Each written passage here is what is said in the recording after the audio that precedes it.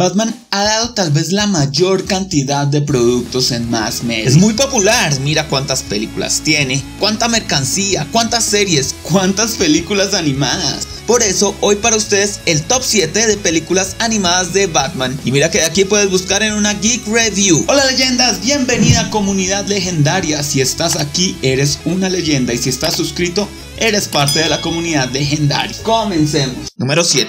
Batman Gotham Knight.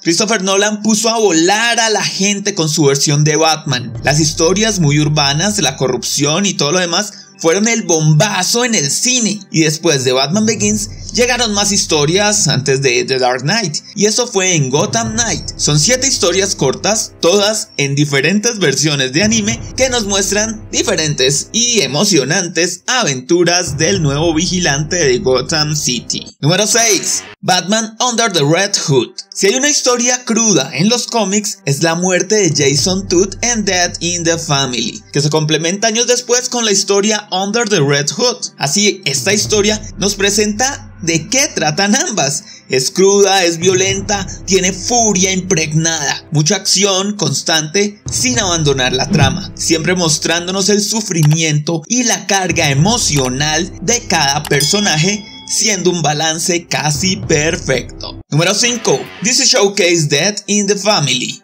Para ver si Jason Todd moría se podía votar telefónicamente en los 80s, pero ahora imagina que puedes elegir entre 7 finales diferentes para la historia de muerte en la familia. Esto es lo que nos trae esta película interactiva, y es que desde el inicio puedes ir tomando decisiones y vas a retroceder hasta ver todo, y a partir de la historia de Jason, cómo cambiaría la vida de muchos personajes de la Batifamilia. Número 4. Return of Joker. Batman Beyond o Batman del futuro extendió el universo animado de Bruce Timm, Paul Dini y otros más, hasta muchos años en el futuro, con la historia de Terry McGinnis como un joven Batman y Bruce Wayne como un viejo mentor. La cosa se pone pesada cuando el principal enemigo de Batman regresa, al igual que antiguos compañeros, poniendo una trama violenta que incluso tiene una versión con censura y otra versión sin censura. Número 3. La Máscara del Fantasma. Creo que esta puede ser la primera película animada de Batman y es totalmente basada en la serie animada.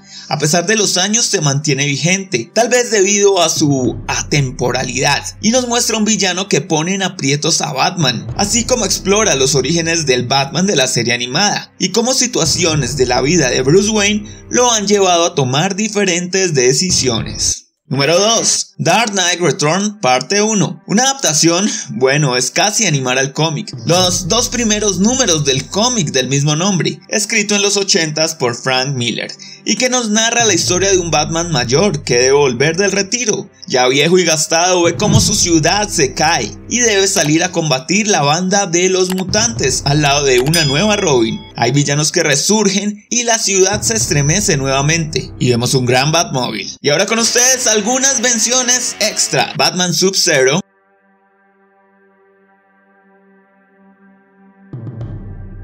Batman GR1,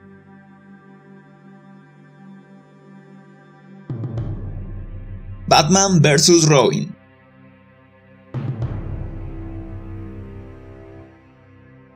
Esperamos que ya estés suscrito porque de veras que la mayoría de lo que aquí se presenta está revisado en una Geek Review del canal. Y con ustedes, número 1, Dark Knight Returns parte 2. Y bueno, continuación directa del número anterior. Y encima, adaptación del número 3 y 4 del cómic del mismo nombre. Y es que además de ser una conclusión épica, Batman se va a enfrentar a sus peores enemigos, a sus peores miedos, al gobierno estadounidense e incluso a su mejor amigo. Y es que todo lo que hemos visto nos lleva hasta aquí, así que toda la acción que tenemos es fruto de una trama tremenda, llena de emoción y aventura. Y si quieres correr a ver algo de Batman, debe ser esta historia animada y en el cómic. Quisiera ver tu top de películas animadas de Batman en los comentarios. Cuéntanos qué tal ese tipo de contenido. Te dejo la lista de Batman animado, por supuesto, y asegúrate de estar suscrito que yo te espero en la siguiente Geek Review, o lo que sea.